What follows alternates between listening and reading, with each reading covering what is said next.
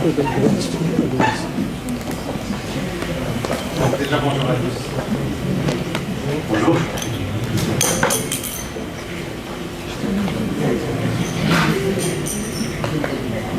Donc, je me présente déjà pour les gens qui ne me connaissent pas. Donc, c'est Nadal. Donc, je suis consultant expert dans la solution Odoo. Aujourd'hui, on va voir deux volets séparés.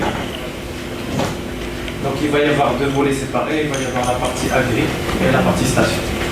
Donc, ce qu'on va essayer de faire, c'est vous donner quand même un petit aperçu global sur toute la solution. Donc, vous allez voir, par exemple, sur la partie farm.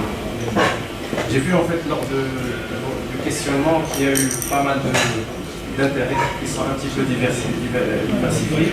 Donc pour vous rassurer, on va faire la partie agri et la partie sur tous les process. Donc on va essayer de tout dérouler, de faire une démonstration qui va parcourir tous les process métiers liés à la partie agricole et à la partie station. Donc sur la partie farm, on va voir bien sûr tout ce qui est gestion commerciale. Donc la partie achat, la partie commerciale, la partie gestion de stock, donc avec toute la chaîne logistique qui vient avec. Donc il va y avoir toujours des connexions matérielles, donc à chaque fois que je vais arriver à la partie matérielle, je vais aller voir M. Imoun pour la présenter. Donc il y a la partie transport, donc il y a la partie production, c'est la gestion, le suivi des interventions, donc ça c'est un petit casse-tête qui est aujourd'hui dans le secteur agricole. Donc pour suivre bien sûr tout le détail des interventions qui sont faites dans le terrain. Il y a bien sûr la partie comptabilité, bien sûr ça c'est une couche. Comme a dit tout à l'heure, c'est un BABA, c'est quelque chose qui est intégré bien sûr dans le standard avec tous les aspects qui vont avec, la partie télédéclaration, la couche analytique, la couche budgétaire. Donc on va essayer de dérouler tout ça. Et par la suite, je passerai bien sûr à la station pour dérouler quand même quelques flux. Donc la démonstration, ça va être quelque chose de réel. Donc les gens qui me connaissent, vous savez en fait que je préfère la pratique. Donc on va carrément passer sur une base démo. Et j'ai préparé pour vous deux bases de données. Donc la première c'est pour la partie agri, c'est ce que vous êtes en train de voir là. Et donc déjà pour les gens qui ne connaissent pas Odoo, donc Odoo c'est un système qui ne nécessite pas vraiment une connexion, une installation sur machine. Donc j'ai pas besoin d'installer Odoo sur ma machine. Il suffit juste bien sûr de se connecter et d'utiliser mon navigateur préféré. Ça pourrait être Google Chrome, ça pourrait être Mozilla. Donc j'accède via un lien et je tombe sur une interface de connexion. Une fois que je saisis mon login mot de passe, j'atterris sur cette interface-là. Donc ça, c'est l'interface d'accueil d'Odoo. Bien sûr, Odoo, il peut être utilisé bien sûr sur PC, ça peut être utilisé aussi par téléphone. Donc si bien sûr je veux utiliser Odoo sur mon téléphone portable ou bien sur tablette, il suffit juste d'installer l'application Odoo. Et ce que je vais voir ici, je vais l'avoir sur mon téléphone, bien sûr avec le responsive design. Donc bon. Il y a toute une panoplie de modules qui sont installés ici. Donc, si on a essayé d'intégrer juste les modules ou bien les briques métiers qui vont intéresser le secteur agricole. Donc, déjà avant d'entrer dans le vif du sujet, pour vous dire en fait que déjà il y a une gestion de droit d'accès qui est assez avancée. Chaque utilisateur, il ne voit que les modules qui les concernent bien sûr. Et chaque module, bien sûr, il a des niveaux d'accès. Par exemple, quand on va parler achat, je vais avoir on va dire 5 ou 6 niveaux d'accès. Je vais avoir quelqu'un qui va juste faire des expressions de besoin ou des demandes d'achat. Je vais avoir quelqu'un qui va valider ces demandes d'achat. Ça pourrait être son responsable ou un truc comme ça. Sur les achats, je vais avoir quelqu'un qui va faire que la consultation. Et bien sûr, quelqu'un qui va valider peut-être la consultation et une troisième personne qui va valider la commande. Bien sûr, le process, il est simplifié en fonction du besoin client. Donc ça, d'ailleurs, c'est notre rôle. On essaie d'adapter ce qu'on a avec, bien sûr, le besoin ou bien l'existant du client. Donc, qu'est-ce qu'on a aujourd'hui sur cette base? Donc, on a bien sûr la gestion commerciale, donc toute la gestion des ventes, la gestion des achats, la partie stock. On a également la partie transport, donc pour la gestion et le suivi du transport du personnel. Également la partie transport de la marchandise qu'on va voir aussi par la suite. Toute la partie comptabilité avec la gestion de caisse, avec la gestion des banques, avec la comptabilité client-fournisseur et l'intégration de la partie télédéclaration. On va voir aussi, j'ai vu en fait que ça c'est vraiment le casse-tête le plus embarrassant dans le secteur, c'est la partie RH, c'est le suivi du pointage et bien sûr c'est la partie, tous les process liés à l'RH parce que la partie RH c'est une suite carrément, donc la démo il va y avoir un zoom dans la démo et ça va être la partie RH qu'on va essayer de dérouler. Donc la partie RH c'est la partie présence. Toute la gestion de pointage, bien sûr en liaison avec le matériel. Il y a bien sûr tous les process après bien sûr l'embauche. La partie bien sûr embauche en masse, la débauche en masse, bien sûr en cas de débauche, le calcul du STC. On va également avoir l'AP, donc l'AP pour les permanents et l'AP pour les mensuels. Donc on va essayer de dérouler tout ça ensemble. Et bien sûr la partie intervention, donc ça c'est le suivi de la production, pour dire en fait qu'aujourd'hui j'ai des fermes, j'ai des secteurs que je vais essayer de suivre, je vais essayer de suivre toute la consommation, que ce soit en termes de main d'œuvre ou bien de consommables ou bien de matériel. Et bien sûr la partie mobile qui va être intégrée avec tout ça. Donc on va essayer de commencer. Et donc ce qu'on va faire, en fait, on va prendre un cas concret d'embauche. Donc je vais aller directement sur le module employé. Voilà. Donc ici, ce que j'arrive à voir en fait sur cette interface, c'est la liste de mes employés. Donc je vois ici que sur cette base de données, j'ai 1057 employés. Bien sûr, les employés ils sont divisés par type. J'ai des permanents, j'ai des mensuels. Bien sûr, chaque employé il a une fiche qui est bien sûr alimentée avec toutes les informations relatives à mon employé. J'ai ça, bien sûr, ce que je vais essayer de vous présenter là, en fait, c'est quelque chose de global sur Odoo. À chaque fois que je vais entrer sur une interface, il y a ce qu'on appelle la vue 360. En fait, c'est quelque chose qui va me permettre d'avoir une vision globale sur cet employé-là à travers mon système. Par exemple, ici, sur cette fiche employé, je vois déjà les contrats qui sont liés à l'employé. Pas seulement le contrat en cours, mais déjà, en fait, tous les contrats qu'il a fait avec cette société-là. Je vois ici la liste de ses congés, combien il a de soldes de congés, combien il a pris de congés. Bien sûr, c'est des boutons cliquables. Je peux cliquer ici pour aller voir son contrat, ou bien je peux cliquer ici pour aller voir la liste de ses congés, l'historique de ses congés. Je vois ici tous les bulletins qui ont été créés sur cette base pour cet employé. Je vais avoir tous ces bulletins de paie, son détail de présence, etc. Donc, si je veux bien sûr faire un zoom sur cet employé-là. Bien sûr, j'ai sa fiche avec toutes ces informations personnelles. Donc, il y a des informations que je vais avoir, des informations que je ne vais pas avoir. Et bien sûr, toutes les informations clés, je suis censé les intégrer ici, son mode de règlement, son RIB, etc. Et bien sûr, ce qui s'ajoute à ça, c'est la partie, bien sûr, ça c'est parmi les points forts d'Odoo, c'est ce qui va permettre de garantir une traçabilité globale autour du système. S'il y a des opérateurs dans la salle, excusez-moi, mais c'est pour votre bien. Ici, je vois en fait chaque utilisateur, quand est-ce qu'il a fait une opération sur cette fiche, et bien sûr, qu'est-ce qu'il a fait sur la fiche. Supposons il a changé de nom, il a changé un RIB, il a créé la fiche, donc je vois quand est-ce qu'il l'a créé, etc. Donc ça me permet de garantir une traçabilité totale sur la fiche. Et ça permet aussi d'intégrer des documents. S'il y a des pièces jointes à intégrer, peut-être la copie de CIM du monsieur, peut-être la copie réelle du contrat, donc je peux toujours intégrer des documents. Et bien sûr, j'ai également un aspect de communication. Je peux communiquer autour de cette fiche pour envoyer une note interne à un collaborateur. Je peux aussi envoyer des emails à partir de Odoo. Donc tout ça, je peux le faire. Et bien sûr, toutes les informations, ils restent consolidées sur cette fiche-là. Bien sûr, ce qu'on voit ici, je ne vais pas le répéter à chaque fois, mais je vais le retrouver partout. Par exemple, je suis en train de faire une consultation, j'ai consulté un fournisseur, et bien sûr, le fournisseur, pour le consulter, je suis censé déjà lui envoyer une demande de prix. Donc, au lieu de la télécharger à partir d'Odoo et l'envoyer par mail, donc je peux directement envoyer un message et envoyer directement la demande de prix au fournisseur. Comme ça, je pourrais garder dans la traçabilité quand est-ce que je lui ai envoyé la demande de prix. S'il y a eu des négociations aussi, je pourrais toujours les tracer autour de la commande. Et bien sûr, s'il y a des pièces jointes ou des documents que je souhaite lui transférer aussi, je pourrais les ajouter avec un simple clic. Je pourrais ajouter des documents et lui envoyer. Voilà, donc ça c'est ce qu'on appelle le chatter dans Odoo, donc c'est intégré presque dans tous les objets. Donc à chaque fois que je vais aller sur peut-être une demande d'achat, sur une commande, sur un devis, sur une intervention de production, je vais retrouver bien sûr les chatters. Donc ça c'est une fiche employé. On va supposer que cet employé a déjà été recruté. Après, en fait, avant le recrutement, ce qui se passe en fait dans le secteur agricole, c'est en fait l'embauche il se fait en masse. Peut-être en fait dans la même journée, je suis censé recruter ou bien intégrer une centaine de personnes, voire 600, 500 personnes. Donc en fait, il y a un process qui est assez simplifié qui permet de faire ça. C'est le process embauche.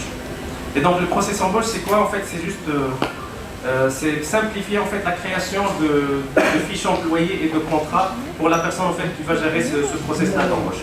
Alors comment ça se passe? En fait, je vais juste créer une embauche et dire en fait que je vais faire une embauche pour le 3-10.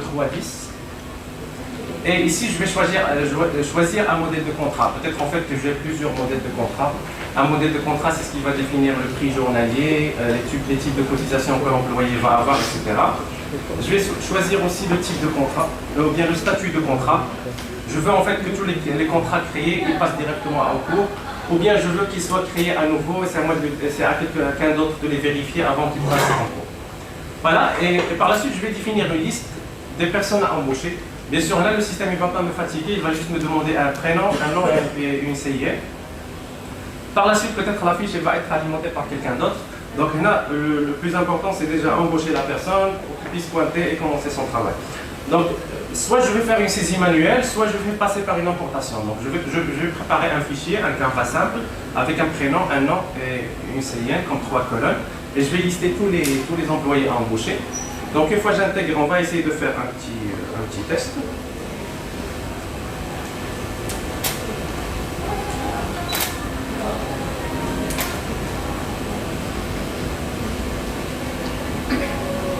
Voilà, on va faire ça comme ça. Donc, le plus important sur ce process-là, en fait, c'est la vérification qui va être faite après, parce que il va y avoir toujours des gens qui ont déjà travaillé avec moi et qui vont revenir, donc il y a toujours une vérification qui va être faite. Bien sûr, ici, j'ai une CIE, donc le système il va aller vérifier sur tous les employés qui sont déjà sur la base, même pour les sortants, et il va vérifier si cette CIE n'existe ou pas. Donc, il va m'afficher un état pour me dire que cette personne est conforme, une autre personne n'est pas conforme, et je suis censé éliminer de non-conformité. Peut-être qu'il y a des gens qui sont déjà recrutés, je suis juste censé créer un nouveau contrat. Une fois le système il m'affiche que tout est conforme, je peux cliquer sur le bouton générer les contrats. Et comme ça, en fait, je peux dire à mon système de créer automatiquement les fiches employées et les contrats. Donc là, le système il a créé une fiche employée. Voilà, c'est celle-là. Il a créé la fiche, donc il a intégré le nom et le prénom dans les champs correspondants. Il a intégré aussi le CIM. Et bien sûr, il a généré un contrat avec la date de début, qui est la date de l'embauche. Donc il a saisi le contrat. Et puisque j'ai dit au système que le type de contrat c'est un 84.4, donc c'est le nouveau SMAC. Donc ici, il a déjà injecté toutes les informations relatives au salaire. Donc ça ne va plus être de la saisie. Je vais utiliser un modèle pour générer bien sûr un type de contrat. Peut-être qu'il y a des spécificités, peut-être durant l'embauche il y a eu des employés qui ont peut-être un salaire différent. Là je pourrais faire du manuel, mais déjà je vais bénéficier d'une génération automatique et ensuite je pourrais faire du manuel. Donc je peux aussi paramétrer bien sûr les types de cotisation, ça c'était déjà paramétré dans le modèle de contrat, pour dire en fait que cet employé-là, une fois que je vais générer sa première paie, il va avoir de la CNSS, de l'AMO, peut-être un autre type de cotisation, peut-être pour quelqu'un de CDI, il va avoir la CIMR, il va avoir une assurance maladie complémentaire, etc. Voilà, donc je génère les contrats et ensuite par la suite je pourrai l'alimenter. Donc ça c'est le process d'embauche qui me permet de simplifier le process d'embauche. Cet employé-là, il peut déjà commencer son contrat, donc puisqu'il est déjà référencé sur la base. Et bien sûr, par la suite, je vais pouvoir, bien sûr, l'objectif, c'est déjà pouvoir lui imprimer un badge. Donc, pour l'impression de badge, ce qu'on va utiliser, c'est bien sûr, c'est un matériel Zebra, donc c'est l'imprimante de badge. D'accord, alors, l'imprimante sur laquelle on va imprimer le badge, c'est une ZC300. Elle fait partie du portefeuille. Elle fait partie du portefeuille Zebra complet des imprimantes à badge, imprimantes industrielle, imprimante thermique desktop. Elle a un étalonnage automatique de ruban, une connectivité USB, Ethernet et Wi-Fi en option, un écran LCD, avec une interface, un design intuitif. Est-ce qu'on va faire une démonstration de... Tout à fait. Donc l'objectif en fait c'est, comme j'ai dit, de pouvoir imprimer les badges. Donc là, il y a mon collègue qui est connecté avec le matériel d'impression de badge. Normalement, le badge, il suit bien sûr la personnalisation qui est demandée par le client. Peut-être que le client veut afficher des photos des personnes, peut-être qu'il ne veut pas les afficher, peut-être qu'il veut afficher la CIE, le matricule, peut-être qu'il ne veut pas afficher, il veut afficher juste le matricule. Donc ça dépend du choix du client. Donc tous les états ils sont personnalisables selon le choix du client.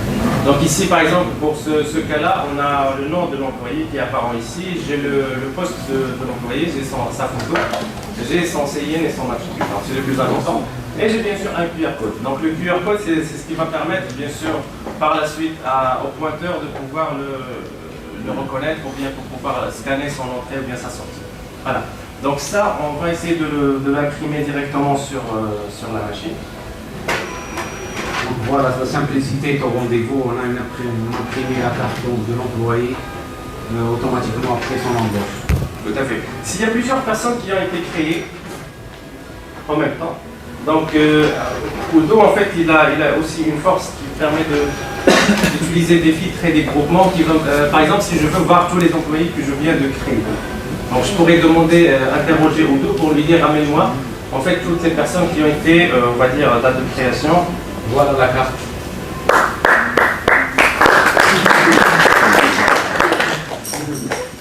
Voilà. Donc j'affiche ces personnes qui ont été embauchées, tous à la fois, et je peux faire une impression en masse de badges. Bien sûr, la machine elle est très rapide, on a déjà testé pour une impression en masse des badges. Donc je peux lancer une impression en masse des badges sans devoir entrer sur chaque liste et lancer une impression de badge. Voilà. Donc une simplicité. Alors je peux avoir le badge? Oui, bien sûr. Parfait. Donc ce badge-là, on va l'utiliser pour la suite du process. Alors en fait, ces badges-là, ils vont être fournis bien sûr aux ouvriers. Sur un autre contexte, peut-être dans la partie station, il va y avoir d'autres types de pointage, peut-être du facial, peut-être avec des empreintes. Mais sur la partie agricole, c'est peut-être un petit peu difficile de faire ça. Donc on préfère de passer sur, bien sûr, selon le choix du client, il préfère passer avec des badges. Donc ce qu'on va faire par la suite, c'est essayer bien sûr de pointer ou bien d'utiliser l'application de pointage pour suivre les entrées et les sorties de ce monsieur-là, pour suivre aussi d'autres volets qu'on va voir par la suite. Donc je passe sur la partie mobile. Voilà. Donc il y a mon collègue Ahmed qui est connecté sur sa PDA. D'ailleurs, c'est un terminal TC26, donc une taille d'écran de 5 pouces, des fonctionnalités entreprise, assurant un système d'exploitation Android 11 allant jusqu'à 14 et très robuste, endurci, Gorilla Glass, donc une chute à 1,5 m sur le béton sans endommager. Donc c'est un terminal professionnel et le bon prix. Très bien. Donc ce matériel-là, on l'utilise aujourd'hui chez la plupart de nos clients. En fait, c'est des PDA qu'ils ont aujourd'hui. Ce qu'on a essayé d'intégrer, c'est des applications mobiles en fait. Soit c'est en mode déconnecté ou bien mode connecté, pour pouvoir simplifier la gestion pour les opérateurs. Aujourd'hui, sur cette application-là, je rends la PDA parce que j'ai déjà projeté. Très bien. Donc sur le secteur agricole, bien sûr ça c'est juste un exemple de ce qu'on a pu déjà intégrer dans le mobile. On a bien sûr 3 volets principaux qui vont suivre, bien sûr, qui vont aider bien sûr le gestionnaire à bien suivre son activité. On a bien sûr la partie pointage. Donc la partie pointage, c'est pouvoir pointer les entrées et les sorties des différents ouvriers.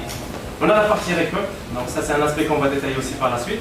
Et on a bien sûr la partie intervention. C'est pour savoir en fait cet employé-là qui vient de pointer son entrée, qu'est-ce qu'il est en train de faire. Très bien. Parfait, donc on va commencer avec la partie pointage. Allez-y. Alors, donc dès que l'utilisateur se connecte, bien sûr, on va avoir, si vous pouvez revenir sur l'écran d'accueil. Bien sûr, là, on est sur un utilisateur administrateur, parce qu'en fait, je pourrais avoir plusieurs opérateurs. Chaque opérateur, il a bien sûr une action bien spécifique. La personne qui fait le pointage, ce n'est pas la personne qui va suivre la récolte, ce n'est pas la personne qui va suivre les interventions. Donc, en fonction du profil connecté, je vois en fait les icônes bien sûr, que je vais utiliser. Donc, la partie pointage, on va essayer de... Allez-y. Essayer d'entrer sur la partie pointage. Donc ici, bien sûr, il va y avoir des fermes. Et il se peut en fait que j'ai un pointeur par ferme, ça dépend de la logique du client. Et il se peut en fait que j'ai un pointeur qui gère 2 ou 3 fermes. Donc je vais voir que les fermes qui sont bien sûr attribuées au pointeur qui est connecté. Supposons en fait, j'ai un pointeur sur cet exemple-là, on a 5 fermes. Donc on a 2 fermes à Zougar, j'ai une ferme à Belfer, j'ai une ferme à Sidi Bibi, une ferme à Tifni. Donc on va supposer que le pointeur qu'on a aujourd'hui, c'est un pointeur à Zougar. Très bien. Donc il va choisir déjà la ferme. Allez-y.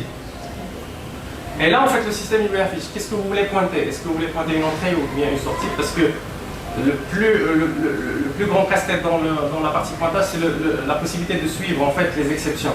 Parce qu'il va y avoir toujours des gens qui ne vont pas pointer des entrées.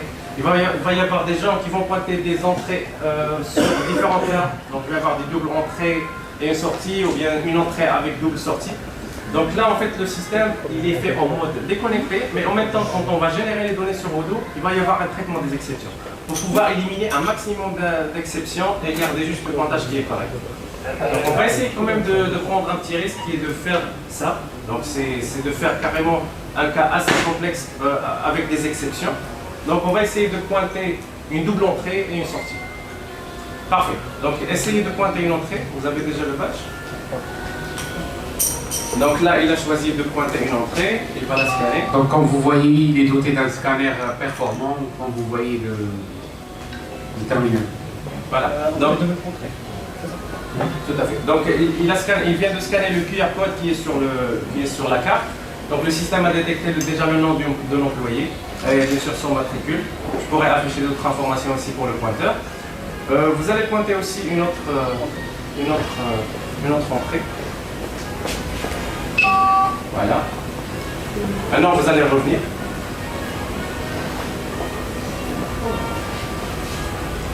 Bon, on va essayer de pointer une sortie, peut-être dans la même ferme, peut-être dans une ferme différente. On va prendre toujours le cas de Azogar 1 et pointer la sortie. Donc, supposons que cette personne-là, il va quitter. Voilà, très bien. Maintenant, en fait, il y a un mode déconnecté parce qu'en fait, il y a toujours des zones où il n'y a pas de connexion. Donc, le pointeur, il peut déjà faire son travail, il peut toujours continuer à scanner parce que l'application est dotée d'un mode déconnecté. Donc, je peux continuer à scanner mes enregistrements et dès que je me déplace dans une zone où il y a de la connexion, je pourrai synchroniser pour en fait envoyer les données directement dans Odoo. Donc, ce qu'on va faire en fait, c'est que Ahmed de son côté va synchroniser et moi, en fait, ce que je vais faire, c'est que je vais aller sur la partie mobile. Parce qu'il y a sûrement une personne derrière, c'est peut-être le pointeur lui-même qui va traiter les exceptions, ou bien carrément un responsable pointage qui va traiter les données qui vont atterrir ici. Donc qu'est-ce que vous avez fait comme ferme, Azogar? Voilà, donc je vais chercher sur Azogar 1 pour le 3 octobre, donc effectivement on a 3 pointages. Voilà, donc on a 3 pointages, le système a détecté 3 pointages, donc j'ai double entrée et une sortie. Et bien sûr, il y a déjà en fait, je ne suis pas obligé de traiter les exceptions, parce qu'en fait, il y a déjà des actions automatiques qui sont planifiées. Chaque soir, en fait, le système va lancer une action planifiée pour en fait éliminer les exceptions et matcher les entrées-sorties correctes. Sinon, si je veux les traiter manuellement, juste pour vous montrer, je vais sélectionner ces 3 enregistrements-là et lancer le traitement. Et comme ça, le système, il va garder juste les exceptions. En fait, j'avais double entrée et une sortie, donc il a gardé une entrée et il a pris bien sûr la première entrée avec la première sortie. Donc là, j'ai plus qu'une exception que je pourrais bien sûr supprimer. Voilà. Et je pourrais aller sur le module présence pour vérifier en fait si ces pointages ont bien atterri sur le module. Je vais aller sur la partie présence. On va chercher le pointage d'aujourd'hui. Donc on va prendre aujourd'hui. Voilà. Et on voit en fait qu'il y a bien une ligne qui a été intégrée dans le module présent. Donc ça me permet déjà de nettoyer bien sûr mes lignes de présence pour comme ça je puisse avoir bien sûr des lignes de pointage qui sont clean. Donc je vais éliminer déjà toutes les exceptions et intégrer bien sûr juste les données qui sont correctes. Je vois que la personne a pointé 1 minute, peut-être qu'elle a pointé 8 heures. Donc c'est les données sur lesquelles je vais me baser pour le traitement de cas. Très bien. Donc cet employé-là, il a pointé. Après, bien sûr, je voudrais savoir en fait ce qu'il a fait comme opération tout au long bien sûr de sa journée. Donc j'ai un deuxième pointage, c'est le pointage intervention. Allez-y. Donc le pointage d'intervention, en fait, c'est pour pouvoir dire en fait tel ouvrier, qu'est-ce qu'il a fait comme tâche. Donc c'est, vous l'appelez peut-être des opérations, bien des interventions, bien des catégories d'intervention. Donc c'est peut-être le même pointeur qui fait ça. On a des contextes, c'est le même pointeur qui refait un deuxième pointage pour gérer les interventions, ou bien c'est un deuxième intervenant en fait qui va entrer pour dire, après bien sûr l'entrée des ouvriers, il va dire que telle personne il fait de l'arrachage, telle personne il fait de la récolte, etc. Et en fait on va choisir aussi la ferme, parce que le pointage ça va être aussi par ferme. Allez-y. Tu prends un Azogar. Voilà. Là, en fait, le système il me demande aussi de me dire c'est quoi la serre en fait concernée. Je vais choisir la ferme, je vais dire également quelle est la serre. Donc je vais choisir aussi la serre. Donc sur la ferme Azouga 1, sur la serre 34, allez-y. Qu'est-ce que je suis en train de faire, ou bien qu'est-ce que l'ouvrier est en train de faire? Peut-être qu'il est en train de faire une intervention, allez-y, choisissez le type d'intervention. Je vais choisir en fait, qu'est-ce qu'il est en train de faire? C'est de la catégorie plantation, c'est de la catégorie fin de récolte, c'est quoi comme catégorie? Je vais choisir peut-être, allez-y, choisissez travaux, préparation, tout en haut. Montez un petit peu. Voilà, non, ici, je ne pense pas, il y a des types. Début de campagne, choisissez début de campagne. Voilà. Et maintenant, je vais choisir quelle est l'opération. Alors, sur début de campagne, je vais choisir en fait le type d'opération.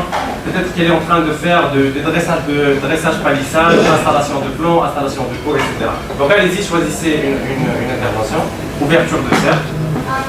Très bien.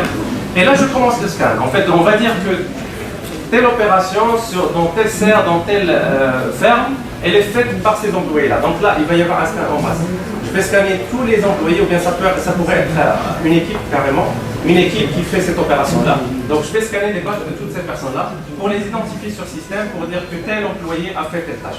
Bien sûr, ce niveau de suivi, il n'est pas obligatoire, parce qu'il y a des gens aujourd'hui dans le secteur agricole qui veulent avoir ce genre de suivi, peut-être pour des primes spéciales qui sont données à des gens qui font des tâches bien spécifiques. Donc c'est quelque chose que je pourrais avoir, c'est quelque chose que je pourrais sauter pour juste traiter du pointage, bien sûr, entrée-sortie. Voilà. Donc là, je vais commencer à scanner des badges. On va scanner pour la même ressource. Je fais toujours le badge. Voilà. Et là, en fait, je vais scanner voilà, ce monsieur. Il n'a pas d'entrée. Okay. Là, en fait, le système est en train de vérifier. Il va me dire que cet employé-là, il n'a pas pointé d'entrée. Parce qu'il a déjà pointé la sortie. Tout à fait. Donc il doit pointer l'entrée avant de pointer l'intervention. Je pourrais pas dire que telle ressource il est en train de faire quelque chose alors qu'il n'est pas là. Donc le système il va vérifier. Donc vous pouvez revenir pour pointer son entrée.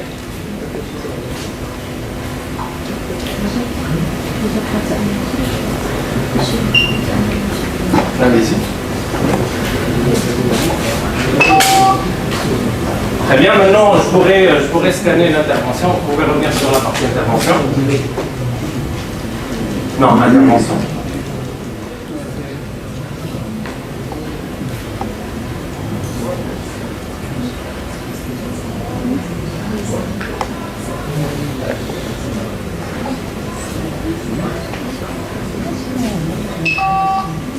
Très bien. Donc là, en fait, une fois il va scanner l'intervention, les données, en fait, il y a plusieurs modes, en fait, c'est en fonction du choix. Mais en fait, il y a des choses que je peux synchroniser automatiquement. Là, en fait, une fois il a scanné cette donnée-là, elle a automatiquement atterri dans Odoo. Donc là, je vais avoir une donnée qui a atterri, qui va me dire en fait que telle personne a fait dans la ferme Azouga, bien sûr dans la serre 31, dans la catégorie début de campagne, dans le type d'intervention ouverture de serre, il y a eu ce monsieur-là qui a fait une opération, bien sûr une intervention, donc c'est telle tâche qu'il a fait dans la journée. Voilà, donc je pourrais bien sûr pointer, ça c'est très difficile à suivre aussi pour dire en fait, il a commencé à travailler dans une tâche et il a fini à telle heure, c'est un petit peu difficile à gérer, bien sûr pour dans le terrain. On peut le faire bien sûr côté système, mais en fait on peut aussi faire un matching avec son pointage entrée-sortie. Pour dire en fait, dans la journée il a fait 8 heures, ça va aller directement dans l'opération ouverture de serre, sauf s'il y a eu bien sûr un changement au milieu de la journée. Je lui ai changé de tâche tout au milieu de la journée. Voilà. Donc ça c'est la partie pointage intervention. La partie récolte, en fait c'est un aspect que je pourrais utiliser pour en fait, si en fait j'ai un système de prime de rendement que je vais attribuer soit aux ouvriers lors de la période de récolte, ou bien carrément au collaborateur qui va essayer de suivre, ou bien au contrôleur. Donc l'aspect récolte, il va aussi utiliser du matériel, parce qu'en fait, comment ça se passe aujourd'hui chez un de nos clients, en fait, ils impriment des rouleaux d'étiquettes. C'est des étiquettes simples, vous allez pouvoir les voir par la suite, c'est des étiquettes avec des codes barres, et en fait, avec des numéros simples. Donc, ce que je vais essayer de faire, c'est de créer un rouleau. Normalement, les rouleaux, ils peuvent déjà les créer bien sûr, sur Odoo. Je vais créer un rouleau de 3 étiquettes. Voilà. Donc ça c'est un rouleau que je vais imprimer. Vous pouvez essayer d'imprimer le rouleau. Je vais charger le Ok. Donc je vais imprimer ce rouleau, et bien sûr ça va être un rouleau avec des petites étiquettes et des codes barres. On va utiliser bien sûr du matériel Zebra pour le faire. Ces rouleaux-là, ils vont être donnés à des ouvriers. Bien sûr, à chaque fois qu'ils vont récolter, faire de la récolte, sur des cartons, peut-être une récolte de framboise ou de fraises ou de myrtille, il va coller ces étiquettes-là sur les cartons. Donc à chaque fois qu'il va les coller, bien sûr, ces étiquettes-là, ils vont déjà être identifiés avec le nom de cet employé-là. Et bien sûr, il va y avoir par la suite quelqu'un qui va scanner ces codes barres pour en fait dire tel ouvrier, il a bien sûr récolté combien de kilos. Peut-être qu'il a une prime de rendement sur bien sûr un nombre de kilos. S'il dépasse un certain seuil de nombre de kilos, il va avoir une prime supplémentaire. Donc je suis censé suivre ça. Et comment je suis censé le suivre? C'est pour avoir cette traçabilité-là. C'est en fournissant les rouleaux qu'on va essayer d'imprimer et en les donnant aux différents ouvriers lors de la période de récolte. Donc on va essayer de faire la simulation. Okay. Donc je vais essayer de projeter. Sur la partie récolte, on va avoir trois aspects. Le premier, c'est l'impression de rouleau. L'impression de rouleau, à chaque fois que vous allez avoir une impression sur rouleau, on le fait directement à partir des terminales. Comme a dit tout à l'heure Adil, c'est pour éliminer les erreurs, c'est pour en fait ne pas laisser avec l'opérateur interagir avec le code ou la description de l'étiquette. Aujourd'hui, chez pas mal de clients aujourd'hui, que ce soit dans la partie agricole de la station, ils ont bien sûr du nice label ou bien ils dessinent carrément les étiquettes. On essaie d'éliminer l'intervention humaine. Dans toutes les étiquettes qu'on va utiliser aujourd'hui, leur code ou bien leur description n'est pas affichée à l'opérateur. Donc il va utiliser juste une fonction et cette fonction-là, elle va envoyer l'ordre directement à l'imprimante qui va être soit connectée via Wi-Fi, via Ethernet, via réseau ou bien via Bluetooth. Donc là, en fait, il va envoyer un ordre à l'imprimante. Si vous pouvez déjà décrire. Oui, alors on va imprimer sur la ZT421 qui est une imprimante bureau. C'est une imprimante fiable avec une connectivité USB 2.0, une connectivité Ethernet et en option Wi-Fi. Donc s'assurant une longue période de haute performance, c'est-à-dire des années de haute performance ces imprimantes-là. Ces imprimantes haut gamme qui assurent une grande qualité d'impression. Nous avons aussi ces imprimantes-là qui sont dotées d'un système d'exploitation intelligent qui est LinkOS.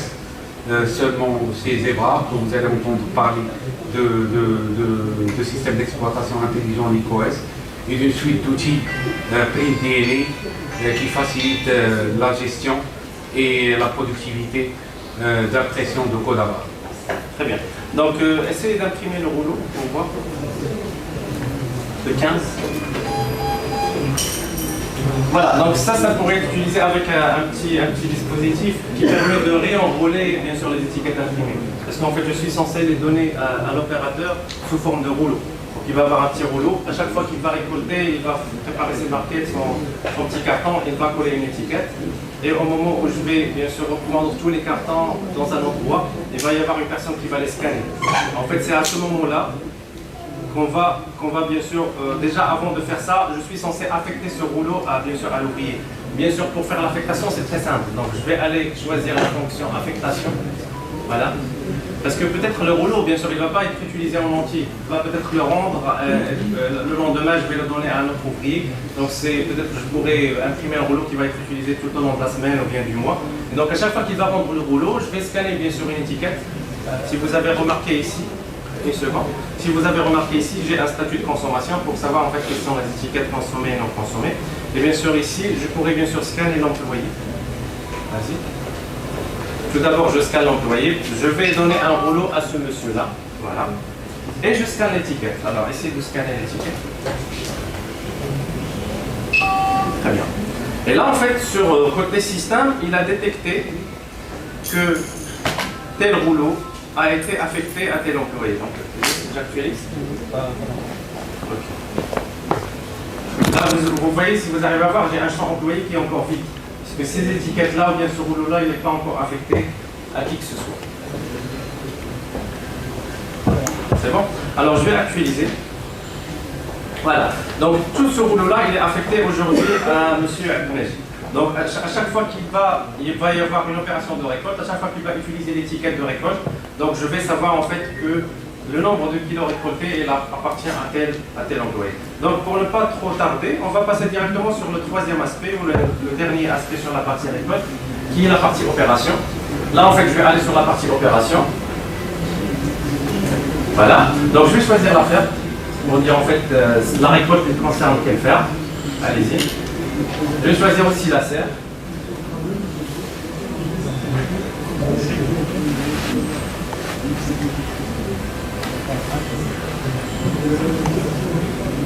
Très bien.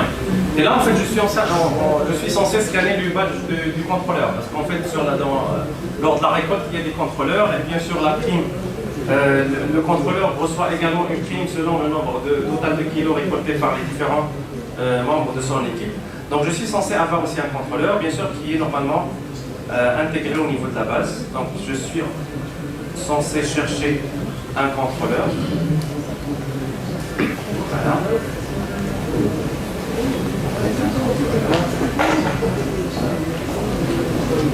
Voilà, ça c'est mon contrôleur, donc je vais essayer aussi de générer son badge parce que je vais devoir scanner son badge aussi. Donc essayez de scanner son badge.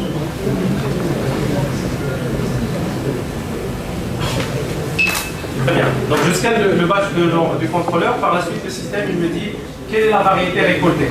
Qu'est-ce que j'ai récolté comme variété? Donc je suis censé sélectionner la variété parmi la liste. Donc j'ai récolté du Carmina, allez-y. Quel est le type d'emballage? Parce que normalement je ne vais pas fatiguer la personne, surtout donc, quand il s'agit de framboises ou bien de fruits rouges. En fait la quantité récoltée elle est déjà dans des barquettes et je connais déjà le poids. Donc je n'ai pas la peine de le fatiguer à saisir le poids. Donc il va juste sélectionner quel est le type d'emballage. Je vais prendre par exemple le premier. Donc c'est du 1,5 kg. Alors je scanne, voilà, et je commence à scanner les étiquettes, je ne sais pas si je les donne toujours. Là, il scanne toutes les étiquettes qu'il a à sa disposition. Voilà. C'est bon. Très bien, tu peux synchroniser.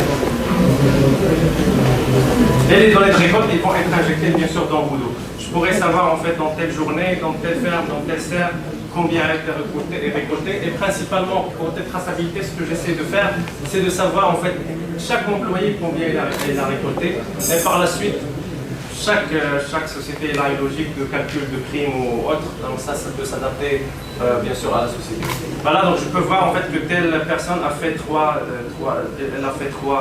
kilos de récolte, et ça c'est son heure de récolte. Voilà, donc ça c'est pour la partie agri. Donc on a essayé de vous montrer bien sûr tout ce qui est lié au matériel, mais en parallèle bien sûr il y a toujours une couche qui est intégrée par rapport à la gestion commerciale. On considère que ça c'est du BABA.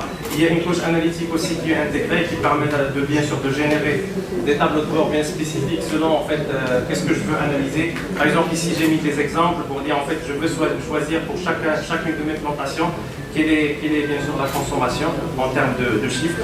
Bien sûr je pourrais cliquer pour aller voir le détail et bien sûr rajouter d'autres indicateurs. Ici, par exemple, pour variété, je veux voir en fait combien j'ai consommé une période donnée.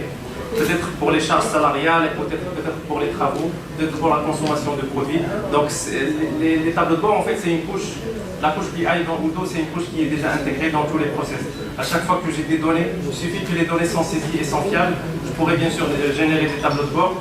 Bien sûr, ça, c'est pas un charisme de le faire. Bien sûr, on pourrait vous aider par ça, pour faire ça. Mais vous avez déjà la main pour pouvoir générer vos propres tableaux de bord.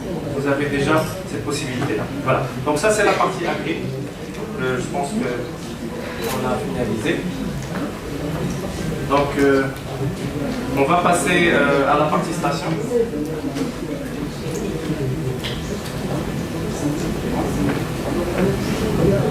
Oui, c'est moi qui l'a débranché. Une seconde.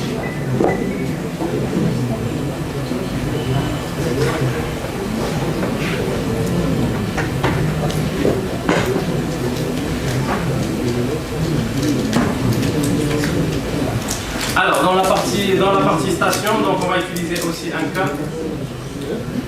Sur la partie station, bien sûr, les autres process qui vont être intégrés, bien sûr, qui sont relatifs au métier. À commencer, bien sûr, avec la partie réception. Donc, toute la partie réception station, bien sûr, il y a un process qui est un petit peu assez spécifique. Il y a aussi, bien sûr, on va voir aussi, on va essayer de revenir sur la présentation pour voir ce qu'on va dérouler. Donc il y a bien sûr la gestion commerciale, parce qu'on est en train de parler ERP, donc sur un ERP, je vais toujours avoir bien sûr des modules qui vont être intégrés partout. Toute la gestion commerciale, la partie RHP, la partie pointage, bien sûr la partie comptabilité, analytique des déclarations, tout ce qui est suivi de facturation, suivi de paiement, donc ça on va l'avoir sur la partie station aussi. Bien sûr, on va faire le zoom sur la partie spécifique dans la station, c'est bien sûr tout ce qui est suivi de réception, suivi de caisserie, suivi de production, de conditionnement et d'expédition. Donc je vais faire court et bien sûr aller directement sur une base. Donc je crois que vous avez compris le principe par rapport à Odoo. Donc c'est quelque chose qui, bien sûr, qui comporte déjà un standard qui est assez robuste, et bien sûr qui permet de rajouter des spécificités selon bien sûr le contexte ou bien les besoins du client. Donc je vais revenir sur bien sûr un contexte station. Là on va imaginer qu'on est bien sûr dans une station, on est dans la partie réception. Et bien sûr il va y avoir tout un référentiel de producteurs ou bien de clients avec lesquels je travaille.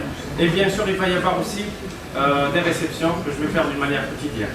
Donc l'interface de réception, c'est une interface bien sûr intuitive qui va permettre à la personne qui la gère de dire quel est le producteur concerné par la réception. Il y a une traçabilité aussi qui doit être suivie au niveau des réceptions stations, c'est pour savoir en fait est-ce que les fermes, bien sûr, ils n'ont pas un GGN qui est dépassé, est-ce que le suivi de traitement il est respecté, etc. Donc ici, je vais choisir la ferme. En fait, le système, il m'affiche bien sûr le GGN correspondant à la ferme. Supposons il est expiré, donc le système il va m'afficher aussi s'il est expiré ou pas, juste pour m'avertir. Sinon, je peux aller au deuxième niveau pour dire en fait quel est le secteur, ou bien quels sont les serres concernés par la récolte, pour les sélectionner. Et bien sûr, je pourrais dire en fait quelle est la variété concernée. Donc je sélectionne la variété. Bien sûr, je vais saisir d'autres informations bien sûr qui vont m'être écrites par la suite. Quelle est la date de cueillette, quel est le transporteur qui pourrait être lui-même le producteur ou bien un autre transporteur, quel est le matricule du transporteur. Bien sûr, ici dans ce contexte-là, on va faire la réception de poivrons. Donc la réception de poivrons, il va y avoir plusieurs types de réception. Peut-être dans un contexte de fruits rouges, ça va être une réception plus simple. Je ne vais pas avoir besoin d'une tarte de véhicule parce que je vais faire la réception. Ils sont déjà emballés, ils sont déjà sur des palettes, donc ils sont déjà prêts. Là, en fait, il va y avoir une réception sur des caisses ou bien des palettes. Il va y avoir un conditionnement à l'intérieur de la station. Donc là, le matricule pour du camion, parce que je vais peser le camion avant. Je vais définir aussi le type de réception, le type de pesage. Est-ce que je vais faire une réception globale ou par palette? On va aller sur le cas du global. Le numéro du VN du fournisseur. Le nom du chauffeur et le CIN pour la traçabilité. Et bien sûr, je vais saisir le poids pesé pour dire en fait sur cette réception, j'ai 6 tonnes par exemple. Bien sûr, pour garantir la traçabilité côté caisserie, je suis censé aussi saisir les palettes que je vais recevoir du producteur. Il m'a fourni par exemple une réception sur 5 palettes.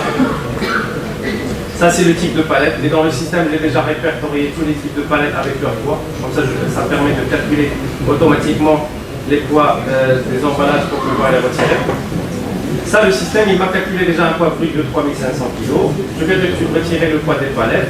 Je vais retirer aussi le poids des caisses pour dire en fait j'ai tel nombre de caisses, j'ai on va dire une 400 caisses. Voilà. 400 caisses de 2 kg, ça fait 800 kg. Et là, en fait, j'ai un poids net global de 2585. Donc ça, c'est le poids net que je vais réceptionner, bien sûr, du produit. Voilà.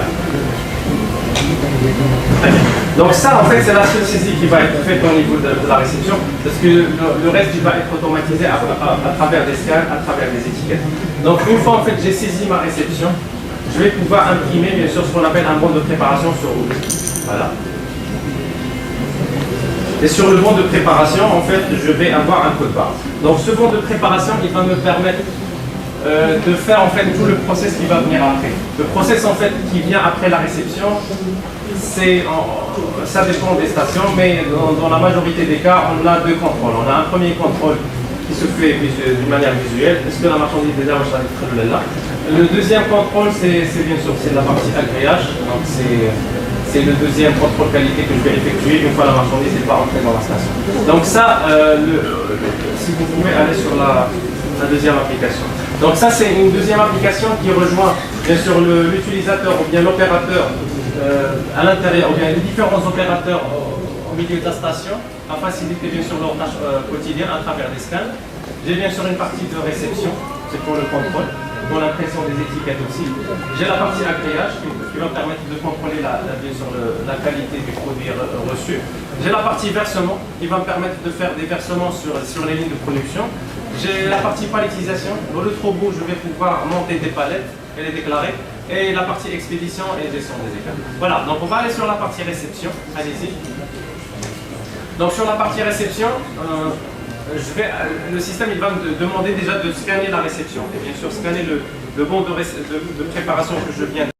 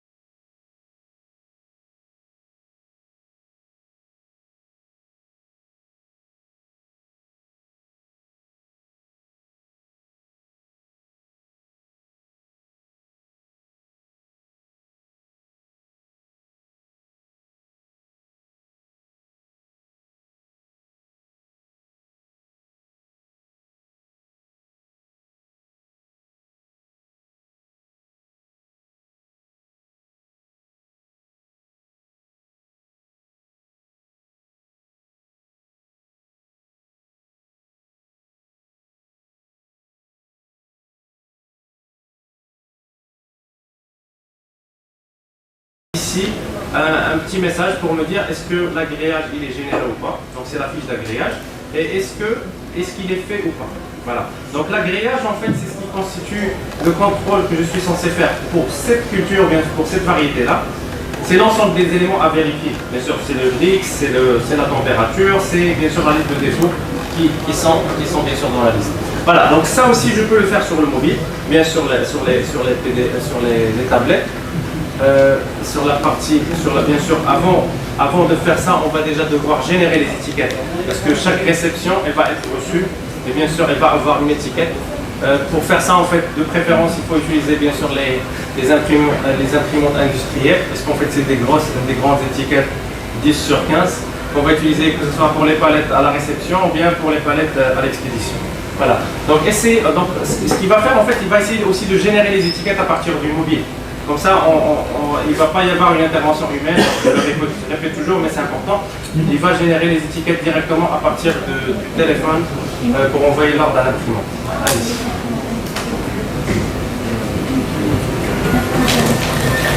Alors ici, on imprime sur l'imprimante industrielle. Comme vous voyez, c'est une imprimante qui est destinée aux environnements très difficiles.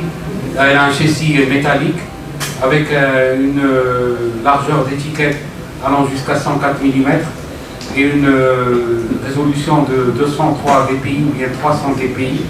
Cette imprimante-là, il y a une catégorie qui peut encoder la RFID. Donc si vous voulez utiliser de la RFID, vous pouvez l'utiliser sur ces types d'imprimantes-là. Ces types d'imprimantes-là sont utilisées, comme j'ai dit, dans un environnement très difficile et peuvent imprimer jusqu'à 4500 étiquettes par jour. Par contre, les imprimantes qu'on a vues tantôt, les imprimantes desktop, elles peuvent imprimer jusqu'à 1500 tickets par jour et une imprimante industrielle peut aller jusqu'à 4500 pour la CT421. Très bien. Donc, en fait, là, qu'est-ce qu'on avait? On avait saisi 5 palettes sur la réception. Donc, automatiquement, j'ai 5 étiquettes qui vont être imprimées. Sur chaque étiquette, je vais avoir le nombre de palettes et je vais avoir un code à barre correspondant. Là, en fait, on va avoir 2 codes à barre. Alors, le premier code à barre, c'est le code à barre du versement qu'on va utiliser sur la partie expédition. Et le deuxième code à barre, c'est le code à barre de réception qu'on va utiliser, bien sûr, dans la partie agréage. Là, en fait, les deux codes barres, ils ont des logiques différentes. En fait, là, en fait, je vais toujours faire référence à Zebra parce que j'ai essayé la technologie code à barre QR code sur d'autres, bien sûr, de solutions. Zebra, en fait, elle a la meilleure qualité. Ça, je peux vous la garantir, parce que déjà, en fait, le code qu'on utilise, c'est du ZPL. Le ZPL, c'est du Zebra. Donc, un code barre qui est facilement scannable. Et bien sûr avec des logiques différentes pour éviter en fait que le code barre de la réception soit scanné au moment du conditionnement ou l'inverse. Ce qu'on va faire maintenant, c'est aller sur le deuxième process, qui est la partie agréage. Donc la partie agréage, c'est le contrôle qualité. Allez-y, cliquez dessus. Là, le système, il va bien sûr me demander de scanner une réception. Parce que je suis censé faire un contrôle de qualité sur quoi? Sur une réception. Donc je suis censé scanner la réception, voilà. Voilà, donc là il a scanné la réception et ici j'ai une matrice qui va me dire en fait sur la réception j'ai 4000 kg donc je suis censé prendre 10 kg ou la 20 kg qui correspond à 10 caisses. Ça c'est le numéro de réception, il me donne juste un aperçu parce que la personne qui fait l'agréage il est censé connaître la variété, je connais le producteur, etc. Donc un petit aperçu avant de lancer la partie agréage. Mais déjà en fait les autres informations il les a sur les étiquettes. Voilà, lancer la partie agréage. Et là, en fait, selon la variété ou bien selon la culture, le système il va m'afficher sur le modèle d'agréage que je suis censé faire. Le BRICS, bien sûr, je vais saisir le BRICS, voilà. La température. Donc la date et heure de contrôle, c'est automatiquement la date d'aujourd'hui, mais je pourrais la changer, suivant. Et là, en fait, en fonction comme j'ai dit, de la variété, il va m'afficher un ensemble de défauts à vérifier. Des problèmes de soleil, la déformation, un défaut de coloration. Sur cette démo, on a fait juste 3 pour ne pas vous tarder. Et je peux aussi ajouter des observations. Pour chaque type de défaut, je peux rajouter des observations. C'est là en fait pourquoi j'ai parlé des tablettes, c'est plus pratique de faire ça sur une tablette. Voilà. Donc je peux saisir une observation. Allez-y. Je fais suivant, je mets une remarque générale. Voilà. Et je valide mon agréage. Donc une fois que j'ai fait ça, automatiquement sur Odoo, je vais revenir à ma réception. C'est bon? C'est synchronisé? Alors je vais actualiser ma réception. La personne en fait qui est sur le back-office, il va voir en fait que l'agréage est généré, il est validé, et je peux entrer ici pour voir en fait tout le détail qu'il a saisi sur le mobile. Donc je vois en fait qu'il a saisi, pour le problème de soleil, il a saisi 2, donc peut-être 2 kg ou 2 grammes ou un truc comme ça.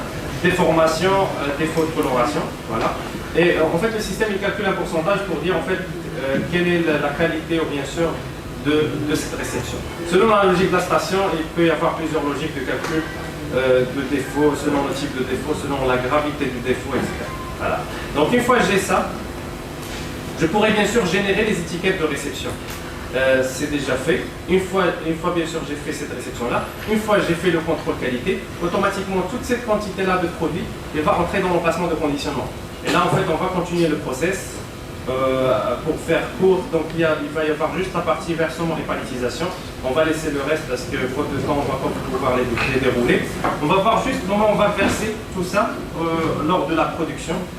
Là, en fait, je vais avoir deux manières de faire. Soit le faire à travers le mobile, ou bien le faire à travers, bien sûr, un tableau de bord de production.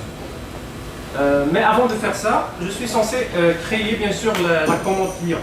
Bien sûr, chaque responsable de station, il reçoit, bien sûr, des commandes clients, peut-être au quotidien ou bien hebdomadaire. Donc, il est censé les créer sur système pour dire, en fait, que j'ai un client qui me demande, par exemple, 2 camions. Ça, c'est la date de programme, c'est la date d'aujourd'hui. Et bien sûr, chaque camion, il est destiné à un sous-client.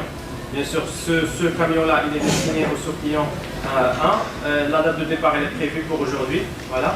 Et j'ai un deuxième peut-être sous-programme, donc on va rester juste sur 1 pour faire court. C'est juste un seul camion. Voilà. Donc là, il y a des règles de gestion, le système me bloque. Parce qu'en fait, j'ai déjà créé un programme pour ce client-là pour le même jour. On va juste changer le jour pour passer. Et voilà, donc le client, qu'est-ce qu'il demande? Le client, il demande pour un sous-client un programme qui est bien sûr une commande de poivron dans telle composition. Donc la composition, c'est tout ce qui va constituer son emballage, le type de carton, le type de sachet, etc. Et voilà, ça c'est le nombre de palettes, bien sûr, qu'il veut. On va dire juste 5 palettes. Et là, je peux constituer l'ensemble des lignes de programme, toute la commande client et bien sûr toute la commande des sous-clients, quelles sont bien sûr les instructions du sous-client, qu'est-ce qu'il veut comme étiquette, qu'est-ce qu'il veut comme sachet, etc. Et je peux sauvegarder tout ça et dire à mon système, je veux valider ce programme, je veux le lancer aujourd'hui. Voilà, je vais le lancer. Bien sûr, en parallèle, je ne vais pas entrer sur la partie expédition, mais en parallèle, une fois que je valide un programme, je pourrais commencer déjà à générer le programme d'expédition pour dire en fait que je suis censé déjà préparer les dossiers d'expédition, la facture, le papier liste, etc. Je pourrais lancer ça bien avant la production ou bien en parallèle. Sinon, sur la partie production, qu'est-ce que je vais faire? Je vais aller lancer bien sûr l'ordre de production. Voilà. Je suis censé, bien sûr, si vous avez remarqué, j'ai toujours des smart boutons qui permettent de naviguer facilement. Donc là, sur le programme, je vais aller sur les lignes et je vais aller ensuite sur la ligne et lancer l'ordre de fabrication. Donc là, on va lancer un ordre de fabrication. Sur l'ordre de fabrication global, je vais avoir des pourcentages d'avancement. Par exemple, ici, je vois que j'ai 0% de palettes préparées. Donc les 100% de palettes en cours, toutes les palettes qui sont en cours, aucune palette préparée pour le moment. À chaque fois, en fait, il va y avoir bien sûr, les pourcentages qui vont changer. Je vais revenir sur l'ordre de fabrication. Et là, en fait, j'ai 5 palettes à préparer pour le client. Je suis censé dire pour ces 5 palettes-là, à quelle ligne de production je vais les affecter. J'ai bien sûr plusieurs lignes. C'est à moi de dire, je veux affecter par exemple peut-être 3 palettes pour une ligne et 2 autres pour une autre ligne. Ou bien je vais juste les affecter tous à une ligne de production. On va prendre la ligne 1 par exemple et on va affecter nos 5 palettes. Voilà, donc là le système me bloque, il me dit je ne pourrais pas lancer un OF dans une ligne où il y a déjà un OF en cours, donc je vais choisir une deuxième ligne, voilà, et je valide. Voilà, donc une fois que je lance la production, la personne en fait qui est en charge de la partie production, elle va voir en fait l'ensemble des lignes et l'ensemble des ordres de fabrication qui sont lancés. Là en fait, si vous avez remarqué, sur chaque ligne j'ai des boutons qui changent. Par exemple ici sur la première ligne, j'ai un OF qui est en cours. J'ai une palette qui est en cours et j'ai bien sûr le bouton verser parce que je dois verser des réceptions. Sur cette ligne-là, j'ai un versement à clôturer parce qu'en fait, il y a déjà un versement en cours, donc c'est à moi de clôturer pour déclarer son écart, etc. Les gens, bien sûr, qui sont dans le métier savent très bien comment ça se passe. Sur d'autres, ici, en fait, le versement, il est clôturé, donc je dois juste générer l'écart pour dire en fait telle quantité d'écart il est lié à telle réception producteur. Voilà, donc on a versé sur la ligne de production 2, c'est ça 2. Je vais revenir sur l'OF. Non, c'est deux, voilà. Donc on a lancé un ordre de fabrication sur une ligne de production. Je vais commencer à verser.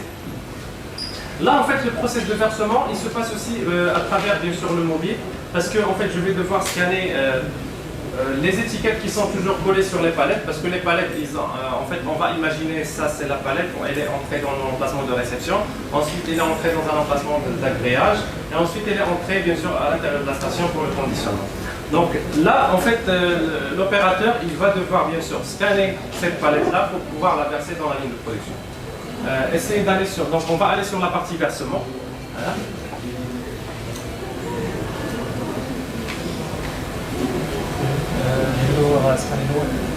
Ah, tu dois scanner l'OF, très bien.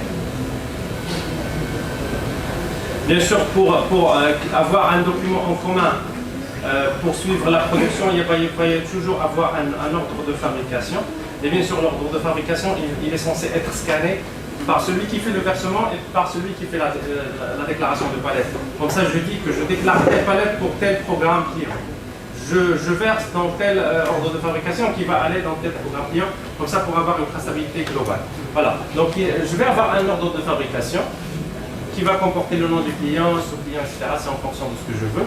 Donc il va le scanner. Allez-y. Tu as le titre de la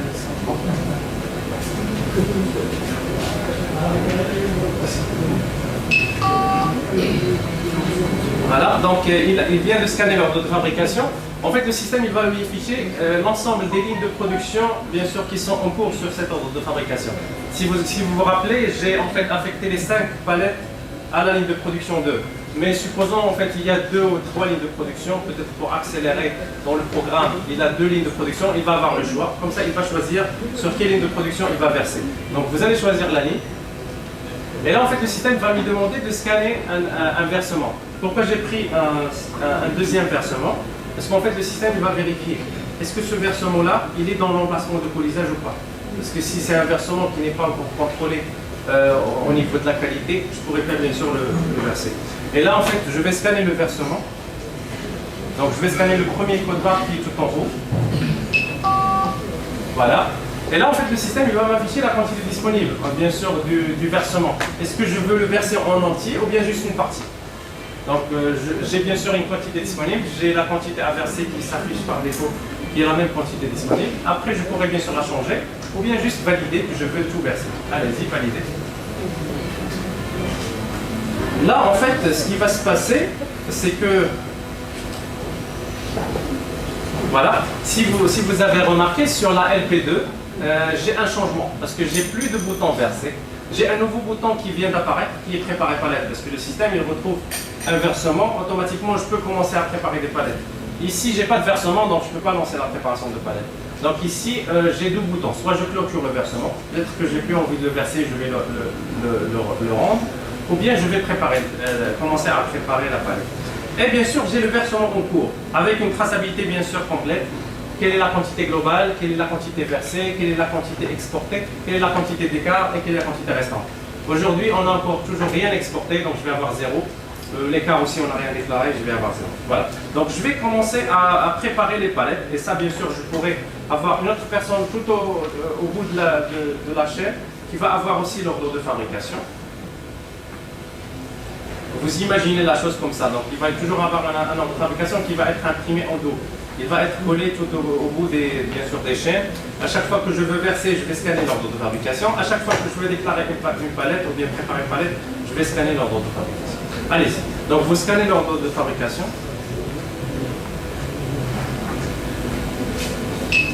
Voilà, donc pour simplifier la tâche bien sûr à l'opérateur, parce que pour lui, il n'a pas à entrer dans les détails. Quelle est la composition, quel est le type d'emballage, etc. Donc tout ça, il est déjà préparé.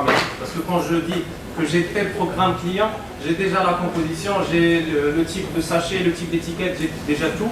Donc je laisse à l'opérateur seulement de choisir, bien sûr, la ligne de production concernée. Voilà, allez-y. Et combien de colis il veut déclarer. Par exemple, ici, il va choisir bien sûr la palette qui est en cours. Allez-y, choisissez là.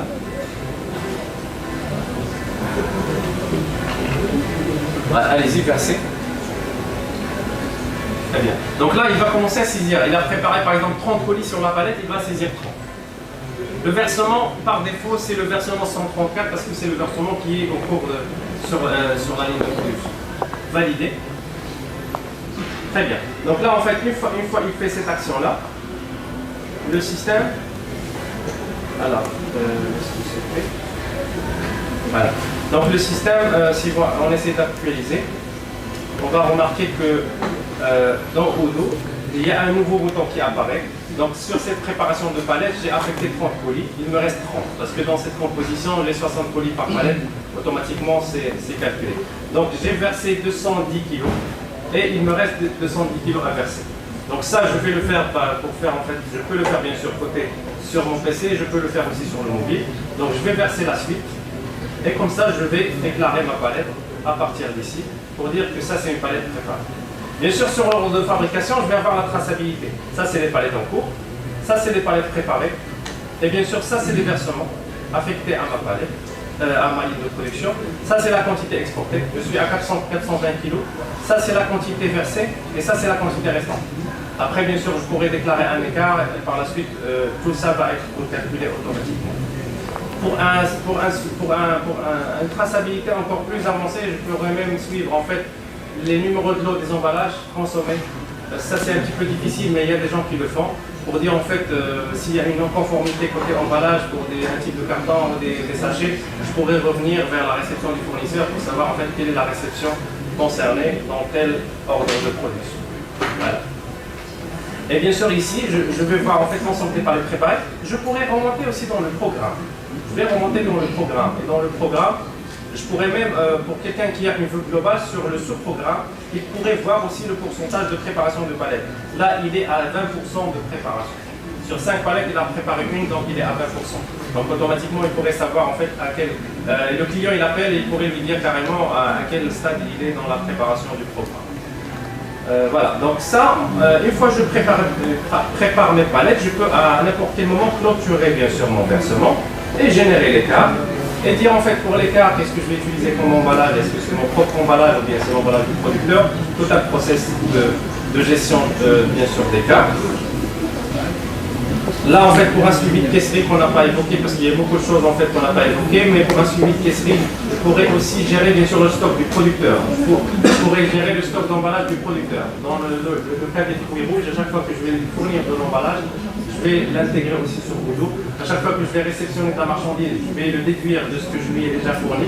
Et comme ça, je peux, vers la fin de l'année, ou bien à n'importe quel moment, je pourrais savoir combien d'emballage il a toujours, combien il y a eu de déchets, etc. Et bien sûr, dans le cas, par exemple, du poivron, courgette ou autre culture, je pourrais bien sûr suivre aussi les palettes et les caisses qui sont fournies par le producteur à leur entrée vers la station. Je pourrais les réutiliser pour sortir l'écart et je pourrais bien sûr les retourner au producteur. Voilà, donc là, j'ai sorti par exemple une palette d'écart. Le système affiche la quantité que j'ai pour ce producteur-là. Voilà. Et je peux saisir la quantité pesée d'écart. Par exemple, il y a eu 300 kg d'écart. Et je valide. Voilà. Et je valide. Voilà. Donc ça, c'est la fin du process. Donc normalement, j'ai déjà préparé une palette que je peux bien sûr par la suite générer son étiquette. Et pourquoi de la même manière qu'on a fait pour la réception, il va y avoir une étiquette palette qui va être collée, qui va être utilisée dans l'expédition, que bien sûr un autre utilisateur va scanner pour la charger. Parce que sur chaque palette, je vais avoir des étapes. Elle est en cours, elle est préparée, elle est chargée, elle est expédiée. Comme ça, je pourrais gérer la traçabilité de la palette. Sur chaque versement aussi, je vais avoir des statuts. Il est en cours, il est consommé, il est retourné.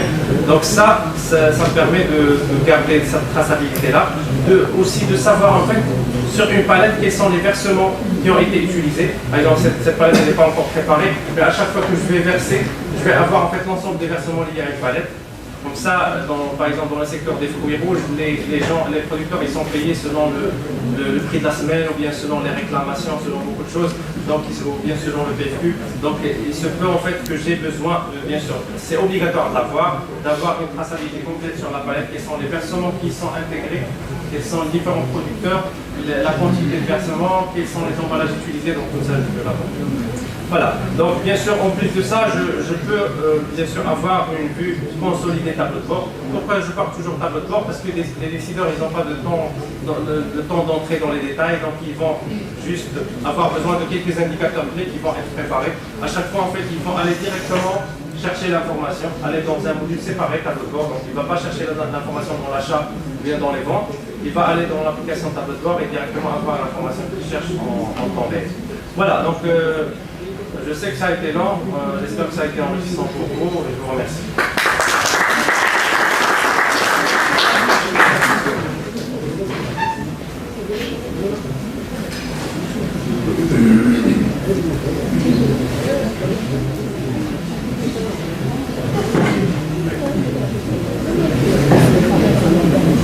Bonsoir. Alors je pense on a eu largement le temps pour voir vraiment toutes les options, que ce soit sur la partie matérielle ou les deux solutions, que ce soit agri ou la station. Maintenant je vous donne peut-être la parole si vous avez quoi que ce soit comme question. On est là pour répondre, que ce soit nous, que ce soit aussi l'équipe Ziva, pour répondre à toutes vos questions. أي واحد عنده أي سؤال مرحبا.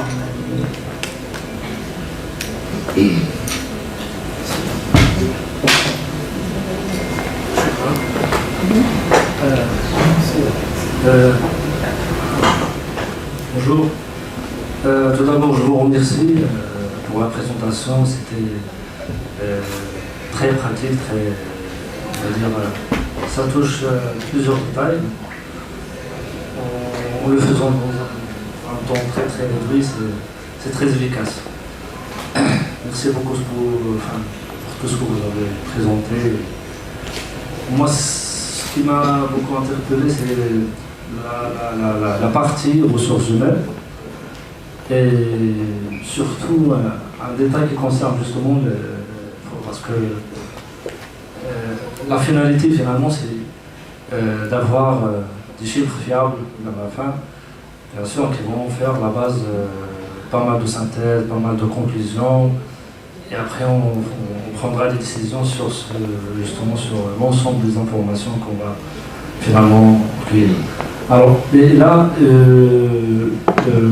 juste pour l'attribution des interventions aux employés, je ne sais pas est-ce qu'on est capable d'attribuer plusieurs interventions pour un seul employé, et je ne sais pas si on est aussi capable qu'il y ait un calcul automatique, je ne sais pas, en fonction des heures pointées et des heures travaillées par journée. Donc vous voyez la finalité vers la fin, comment... Et la deuxième question justement, c'est revenons au conditionnement, la partie... On imagine là, si on parle d'une entreprise ou d'une société qui assure le conditionnement pour avec ses propres moyens. Et donc la partie gestion de stock, puisqu'on n'a pas eu le temps justement de l'évoquer, mais on aimerait bien savoir est-ce que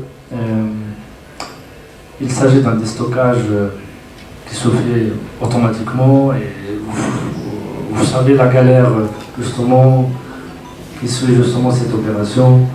Après quand on revient pour le cadrage et pour justement c'est-à-dire régulariser les stocks, donc c'est tout un casse-tête pour justement les opérateurs et les utilisateurs. Et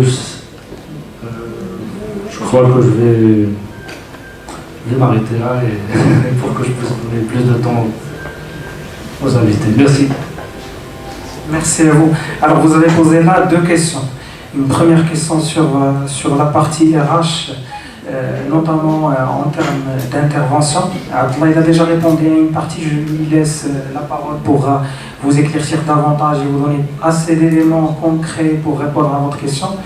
Le deuxième aspect, c'est la partie stock. Comme j'ai expliqué, il y a pas mal d'aspects chez nous aujourd'hui qu'on va peut-être pas entrer dans le détail, que ce soit au niveau commercial, au niveau finance, au niveau traitement de la paie, mais au niveau aussi stock. Aujourd'hui, Udo et grâce au développement qu'on a fait sur Charisma Conseil et aussi grâce à la robustesse du matériel Zebra, qui est un matériel beaucoup plus de traçabilité.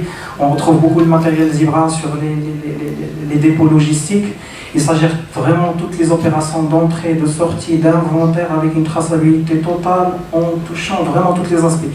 On aura l'occasion peut-être, si vous voulez, de vous faire carrément une présentation, une démonstration complète sur cet aspect-là, mais je donne quand même la parole à Claude pour répondre à la première partie en termes RH et en termes d'intervention. Très bien. Alors, juste pour la partie intervention, comme j'ai expliqué tout à l'heure, en fait, la solution de base, elle était destinée à ça, de pouvoir suivre les interventions minutieusement. Quand est-ce qu'il a pointé le début de l'intervention et la fin de l'intervention? Pour le client, ça a été un petit peu difficile. Donc, l'exemple que je vous ai montré aujourd'hui, il pointe juste telle personne, il fait telle opération. Et par la suite, vers la fin de journée, il réajuste. Mais aujourd'hui, on a la capacité de scanner carrément, bien de suivre les interventions effectuées par un employé, de suivre aussi le changement tout au long de la journée, ou là, au milieu de la journée, il a changé de telle intervention à telle intervention, avec une durée. Comme ça, je pourrais savoir, il a fait 3 heures dans telle opération, et ensuite il a fait 4 heures dans la deuxième opération. Et bien sûr, ça avec un matching avec la partie pointage entrée-sortie, avec des rapprochements. Comme ça, en fait, je pourrais avoir plusieurs indicateurs de rapprochement. Vous l'avez dit vous-même, le temps ne suffira pas pour tout vous montrer, mais pour des clients, on a rajouté des tableaux de bord de rapprochement pour savoir en fait quels sont les gens qui ont pointé déjà et qui n'ont pas d'intervention, quels sont les gens qui ont des interventions, quelle est la différence entre ce qui a été pointé comme intervention et bien sûr, je pourrais pointer 8 heures, mais sur les interventions, j'ai juste 4 heures, donc je vais avoir tous ces éléments-là. Par rapport à la gestion de stock, on n'a pas vu, c'est vrai qu'on n'a pas fait le zoom sur ça, mais à chaque fois que je faisais une opération, il y a eu des transferts de stock, et bien sûr, il y a le module de WMS Dodo qui est derrière. Il y a des transferts de stock qui sont automatiques, qui sont générés d'une manière automatique. Un exemple, sur les fruits rouges, une fois en fait je fais un transfert au producteur pour la partie emballage, peut-être en début de campagne, peut-être qu'il va y avoir des transferts tout au long de l'année, mais en début de campagne, j'ai eu le transfert de l'emballage. À chaque fois que je vais réceptionner une marchandise, selon la composition, il va y avoir une déduction automatique de l'emballage. Par exemple, il m'a ramené, on va dire, 10 cartons PCA 208 par exemple, écrou avec des barquettes T30, P30 par exemple. Je vais calculer le nombre de colis ramenés et en fonction des nombres de colis, je vais déduire le nombre de barquettes et le nombre de cartons et je vais les déduire automatiquement de l'emplacement du producteur parce que je gère son stock. Et comme ça, je pourrai automatiquement, sans avoir à faire suivre ça d'une manière quotidienne, le saisir, le système il le fait à ma place. Par rapport, par exemple, dans le secteur, j'ai pris l'exemple du poivron. À chaque fois que je fais une réception, je suis en train de saisir quelles sont les palettes que j'ai reçues, quel est le nombre de caisses que j'ai reçues, et bien sûr c'est des quantités et c'est des articles qui sont référencés sur mon stock. Chaque fois que je valide la réception, je fais une entrée de stock pour le suivi de caisserie. À chaque fois que je transfère de la marchandise, bien du produit fini, il y a toujours l'emballage qui est lié et les transferts de stock automatiques qui sont faits. Voilà. J'espère que ça répond à votre question. Je ne sais pas s'il y a quelqu'un d'autre qui a une autre question sur un autre aspect ou sur le même aspect aussi.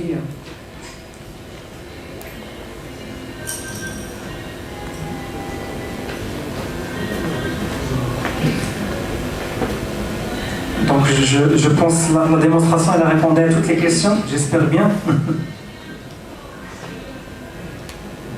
Aucune question? C'est très là, oui.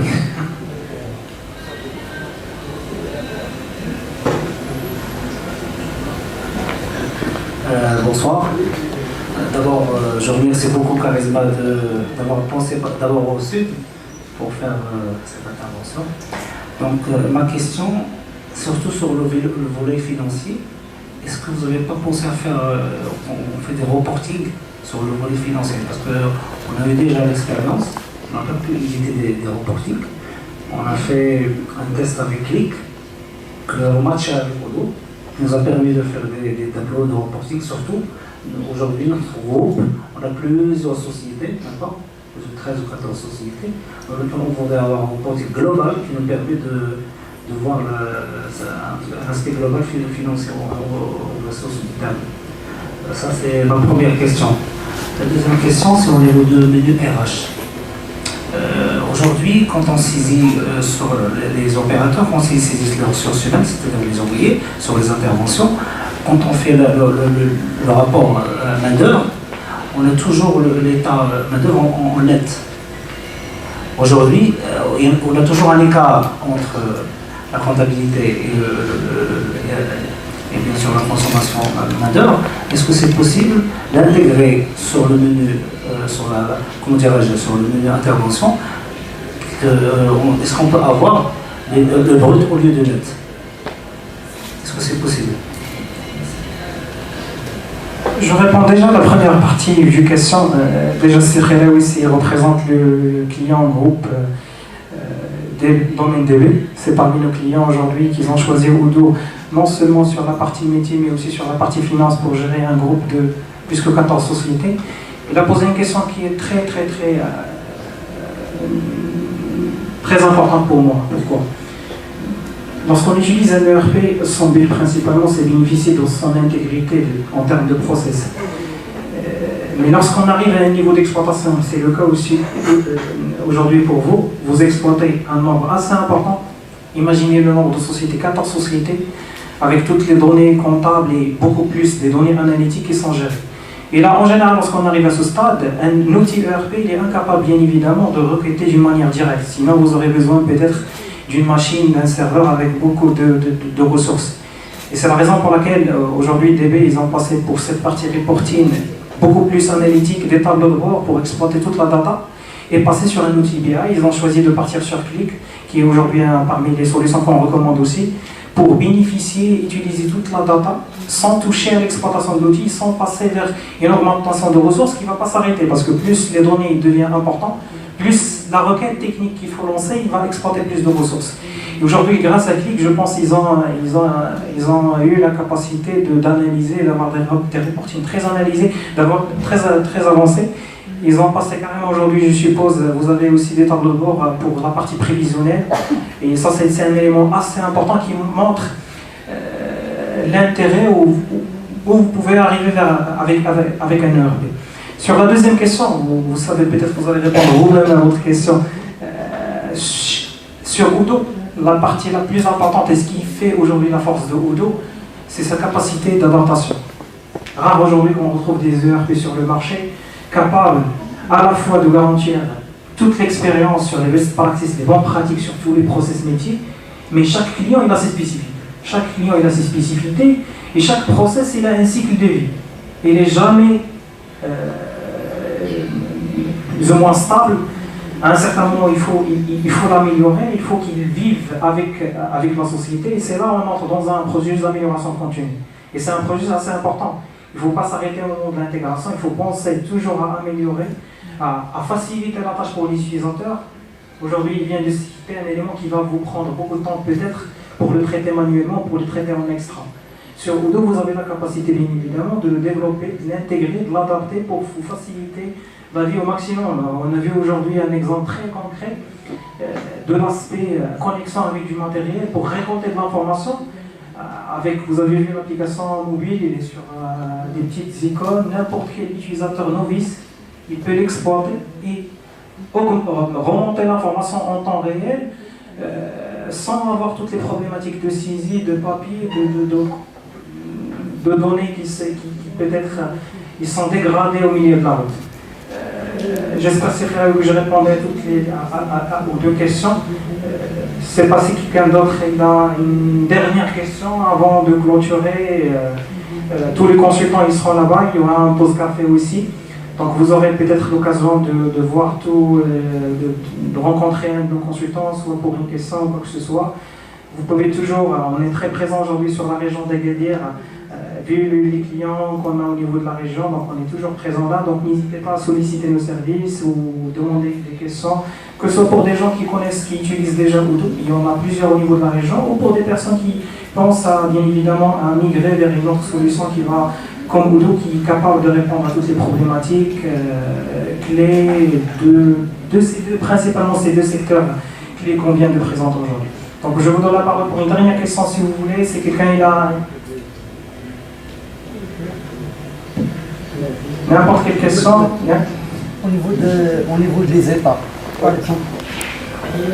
Bonjour tout le monde. Concernant les États, est-ce que vous intervenir de créer des États ou le client peut le faire aussi? C'est ça ma question. Alors, la partie reporting de Odoo, il est très avancé. C'est une question un petit peu technique. Ça va pas. Les États, c'est-à-dire les États de réception, d'expédition. Tout ce qui est reporting, tout ce qui est document de sortie, que ce soit PDF ou autre. C'est un élément technique, mais quand même, je me permets de répondre, même si je vais essayer de simplifier au maximum possible. Odoo, aujourd'hui, il est doté d'un système de création de reporting qui a un peu de technicité quand même. Peut-être une petite formation capable de donner au client la capacité de personnaliser ses rapports lui-même, ou bien évidemment faire appel au service charismatique. Il n'y a pas tous les clients qui ont la chance d'avoir un responsable informatique au niveau de la société. Odoo il simplifie au maximum avec un langage beaucoup plus orienté humain qui n'importe qui avec une petite formation il peut adapter et personnaliser des rapports. Mais vous pouvez toujours exploiter des outils externes pour avoir du reporting. Il y a pas mal d'outils aujourd'hui qui sont interfaçables avec Odoo, que ce soit pour la partie analyse, BI ou la partie reporting aussi. Donc sur cette question, je vous remercie tous et toutes. Ça me passe au cœur de vous voir aujourd'hui. J'espère vous voir très bientôt, Inch'Allah, que ce soit ici à Agadir encore une fois ou dans une région proche. Merci encore une fois et bonne soirée.